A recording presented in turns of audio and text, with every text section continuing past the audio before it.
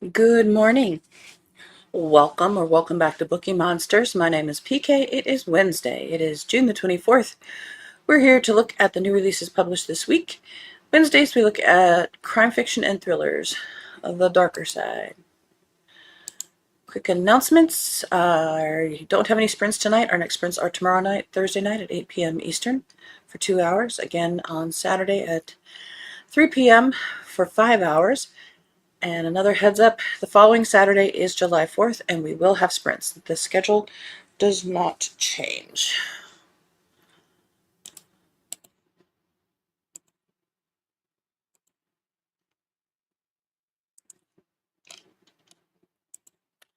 Elena says, good morning, PK and chat. Well, good morning, Elena. How you doing? She says, I am good. Hello, Bobby and Mary. And I'm scheduled to get hair toner today so they can make it a lighter pink. Oh, how fun. That sounds like a lot of fun. I'll let you know if anything changes. All right. Thank you. First up, Whisper Creek by Allison Brennan. After the sudden death of her husband, Ellen McKenna is doing everything she can to keep her Texas farm afloat. She and her family hope to expand their operation, but times are tough and making ends meet is more expensive than she imagined, much less trying to grow. Many of their neighbors in Cook County have thrown in the towel and agreed to sell their farms to a local businessman, but despite similar pressure, Ellen refuses to let her dreams die. On top of the usual hardships, a series of recent storms has left the region partly flooded, and as the heavy rain begins again one morning, all the members of the McKenna family jump into action to protect their land and animals. Ellen's oldest son discovers an injured dog, and the dog leads him to a man barely clinging to life, the other victim of a brutal home invasion. The apparent victim of a brutal home invasion. Then Ellen's younger kids go to check on a nearby neighbor and walk into a threat none of them saw coming.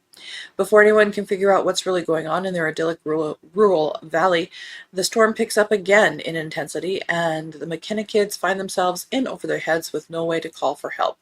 To protect her farm and her family, Ellen must face down all the forces trying to tear them apart. Sounds like a man versus nature kind of thriller.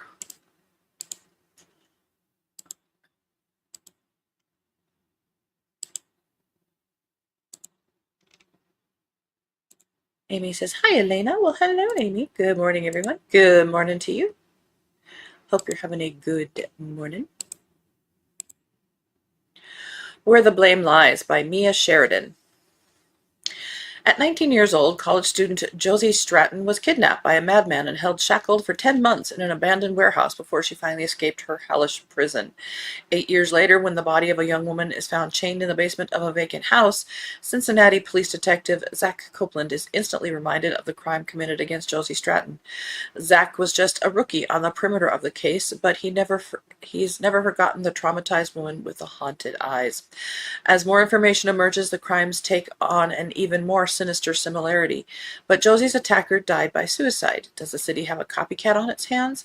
A killer who picked up where the original perpetrator left off? Or are they facing something far more insidious? Josie has spent the last 8 years attempting to get her life back on track, but now there's a very real chance she could be the unknown suspect's next target. As Zach vows to keep her safe, and Zoe finds herself responding to him in ways she hadn't responded to any man in almost a decade, the investigation takes on an even more complex edge of danger. As past and present collide, Josie and Zach are thrust toward a shocking and chilling truth, a revelation that threatens not only Josie's life, but everything she's been fighting so desperately to reclaim.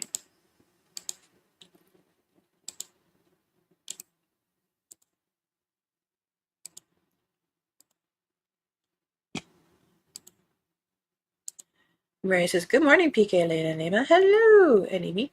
Happy Wednesday, hump day. Beautiful day here in Virginia. Sun is out, blue skies, and only going to be 82 today. Very nice. Good morning to you. Iris Jones Hansen has one in collaboration with Roy Johansson. I believe that's her son. Wait and See, 12th in the Kendra Michaels series. When Kendra Michaels receives a cryptic message from her sometimes paramour Adam Lynch, she's concluded that he must be in extreme danger, the kind where he can't trust his FBI and Justice Department colleagues to rescue him. Lynch has saved Kendra's life during past investigations, so she's immediately willing to put everything on the line for him. With her heightened senses honed in the dark before she regained her eyesight in a cutting-edge surgical procedure, Kendra knows she can do what the federal agents cannot. So, along with the private investigator Jesse Mercado, Kendra is soon following the first intriguing clue to London. What they find there will lead to a chase with deadly stakes because Lynch is willing to risk it all to protect something he believes is bigger than himself, something that could change life for everyone on the planet if only they lived long enough to share the truth.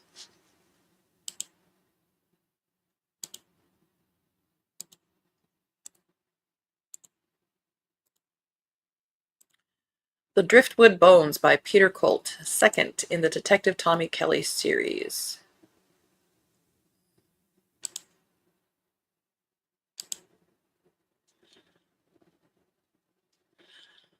Detective Tommy Kelly has been exiled to Nantucket as the island's lone state trooper, punished for professional misconduct that left him isolated, bitter, and relegated to traffic violations.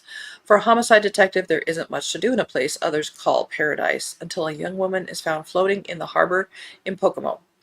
The case forces Tommy to partner again with NPD Detective Joe Harris, reopening wounds from their shared past and reminding him of everything he destroyed. Keeping things professional and by the book, they quickly identify the victim, a house cleaner, and close in on their prime suspect.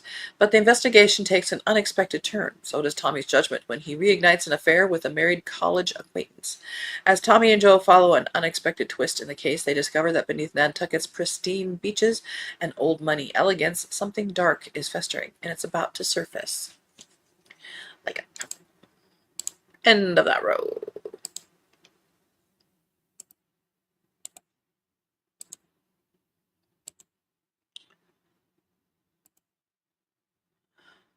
The Bone Stalker by Victor Methos, third in the Vegas Shadows series. Lazarus Holloway is no stranger to violent crime. Can you imagine a kid named Lazarus? The seasoned detective has built a career on weeding out the worst of the worst from the glittering streets of Las Vegas, but he never knew the worst could get this bad. The Bone Stalker is a new kind of murderous. His MO is brutal, calculated, and ritualistic, removing only specific bones from his victims' bodies. Each bone taken has a symbolic meaning, and they all tie back to Lazarus himself.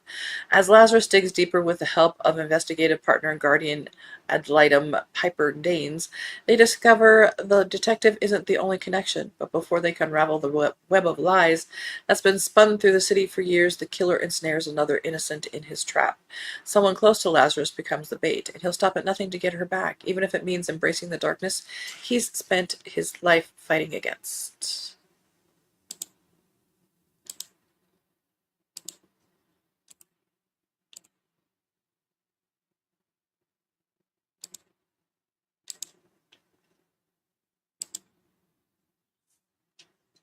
Let's get a glug of coffee.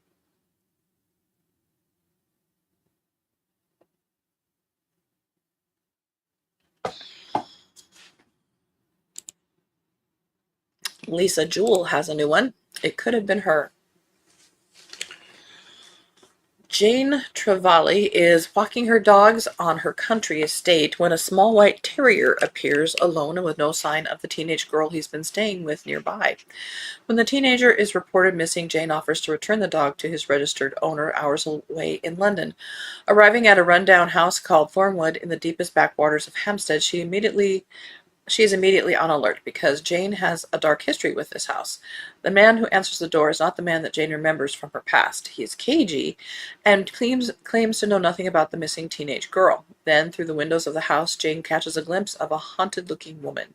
Conjuring her memories from 25 years ago, Jane knows this unsettling house holds the key to the missing teenager, to her own traumatic story, and to the dark secrets of her past.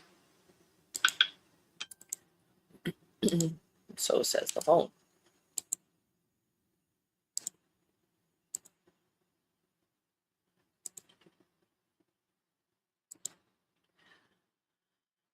Now, this one, the author is a sci-fi author, but this is this is sort of a cross between that and mysteries. Green City Wars by Adrian Tchaikovsky. It's tagged as Philip Marlowe meets Redwall.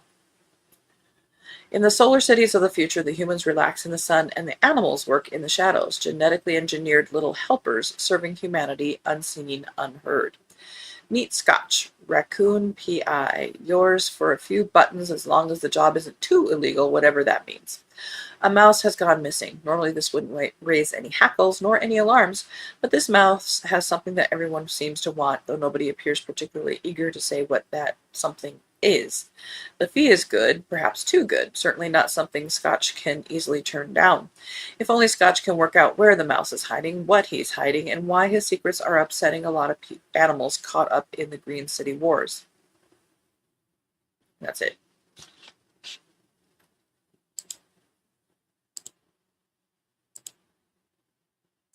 Just throwing in something a little different. Heck, we have talking animals all the time. It's not that different.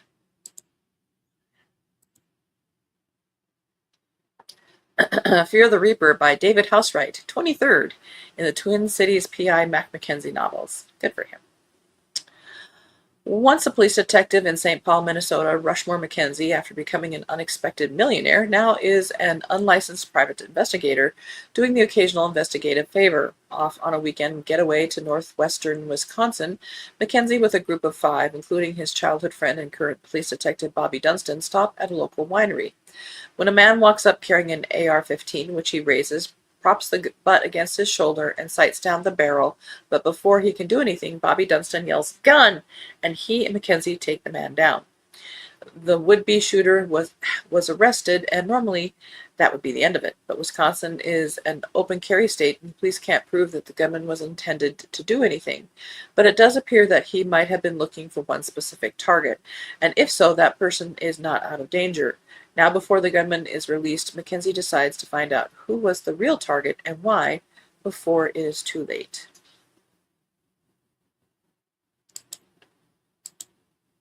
End of that row.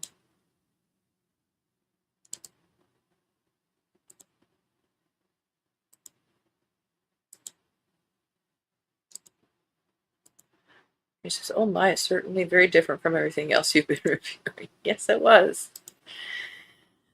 Exit Wound by Isabella Maldonado, 4th in the Veranda Cruz series. Detective Veranda Cruz's single-minded mission to destroy the Villalobos crime family has cost her more than she ever would have imagined, both professionally and personally, but put her squarely in their sights. A brutal enforcer has agreed to turn state's evidence, offering vital information that will end the Villalobos dynasty 30-year reign of terror. But when an extradition operation crashes and burns, a new series of murders terrorizes the city. As Veranda navigates increasingly deadly threats, she realizes the mastermind pulling the strings is the organization's notorious patriarch, Hector Villalobos. After she deals his empire a stunning blow, Hector declares all-out war, arriving in Phoenix for a final showdown with Veranda. She has no choice but to confront him and the twisted ties that bind them. It's a battle only one of them can survive.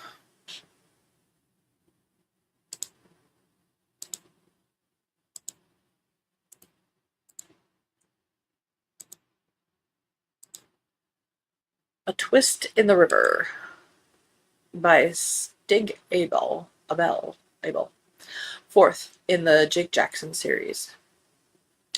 It's a beautiful summer's day. When young nurse Claire Davidson goes missing on the riverbank, the only clues left behind are her phone and shoes, a mystery that sweeps the nation. People disappear all the time, but this case sparks an online frenzy. Amateur investigators descend on the rural idyll. Everyone has a theory. Is Claire Davidson just the story of a swim that went wrong? Or could there be truth to the conspiracies? A killer growing bolder. But when another woman is discovered dead in the river, signs point to murder. Jake Jackson, a former detective who came to the countryside searching for peace, must investigate before more lives are taken.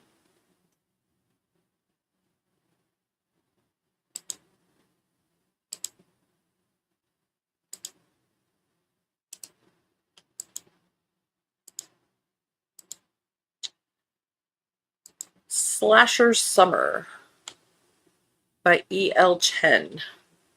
This says it's a campy love letter to slasher films of the 1980s. The sleepy town of Cedar Lake is best known as the shooting location of the campy 80s horror flick Slasher. In high school, preppy Patrick, jock Jason, cheerleader Tiffany, stoner Freddie, goth Jennifer, and nerdy Mikey had played the cast of Slasher during midnight showings, with virginal Carrie as the final girl, of course. Years later, the friends reunite at the remote cabin where Slasher was filmed.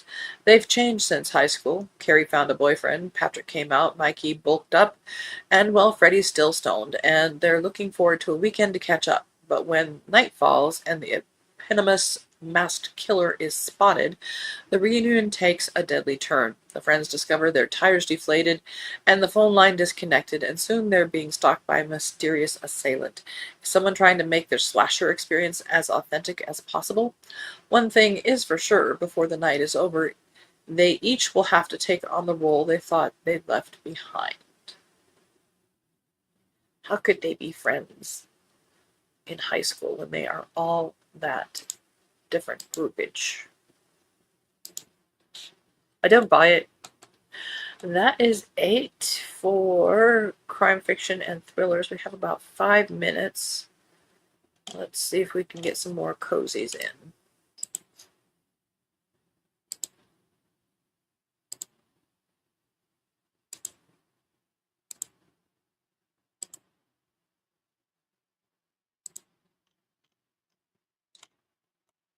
And we didn't get very far, did we?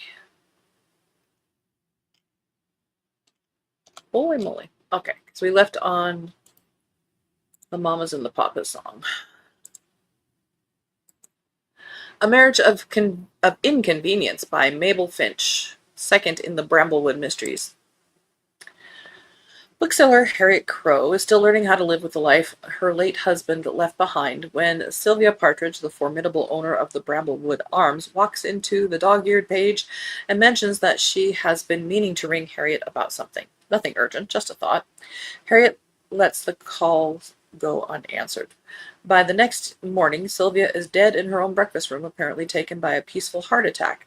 But D.I. Rowan Wells soon discovers something far more deliberate, poison in Sylvia's private tea caddy, hidden inside the one routine everyone in Bramblewood thought they understood.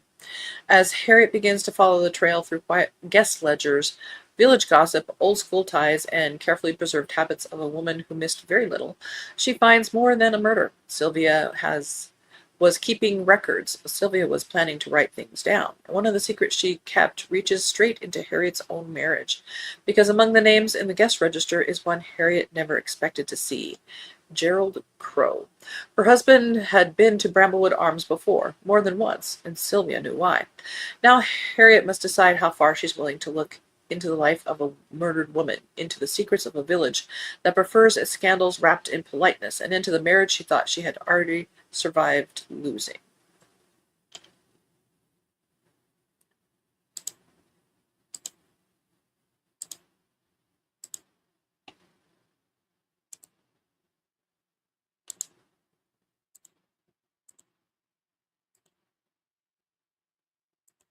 The Pressed Rose Murder by Vivian Keyes, 7th in the Carlisle Cove Cozy Mystery Series.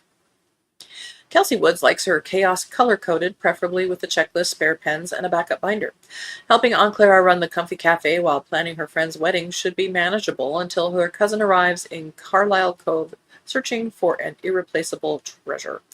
Backed by retired private investigator Eleanor and Duke, a dachshund with better instincts than most people, Kelsey expects old books, dusty records, and a few uncomfortable family secrets. Then Hal, a shady rare book dealer, is found dead in his shop, poisoned by arsenic-laced restoration materials. Suspects are as thorny as the clues: a grieving rose gardener swindled out of her husband's valuable journal, a conservation expert who saw ruin because of the dealer's negligence, and a groundskeeper with debts, dirt under his nails, and one suspicious crate. So when clues point to a billionaire collector with dangerous secrets, Kelsey realizes Hal's murder was only the beginning. He will come for Kelsey, her friends, and Carlisle Cove's happiest wedding next. Leave the wedding alone.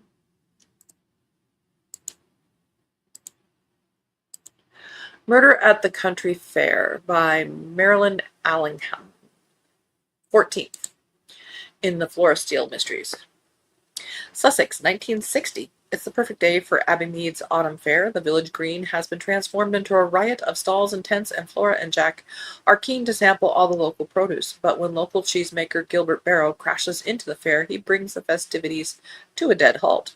Flora rushes to the van and finds Gilbert slumped over the wheel, killed by his prize-winning round of cheese, which has broken free of its bonds. Flora is immediately alert. Surely Gilbert would have been more careful with his treasured prize and with his life.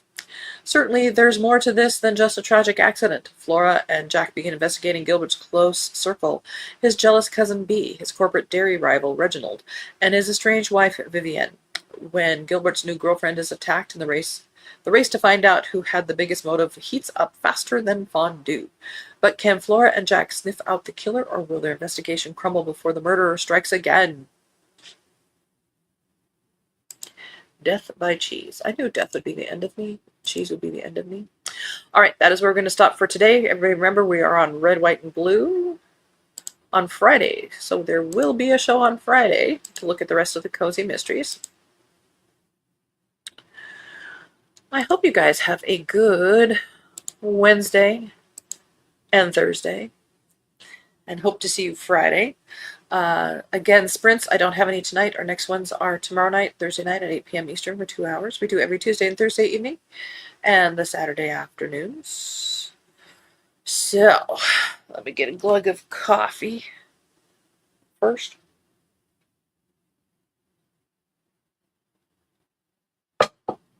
Wet's a whistle. Thank you guys for watching. I appreciate you. Remember to read good books, and as the banner says, don't be a bookworm, be a bookie monster. Nom nom nom. Have a good day. God bless. Amy says, have a good day, everyone. Back at you, baby.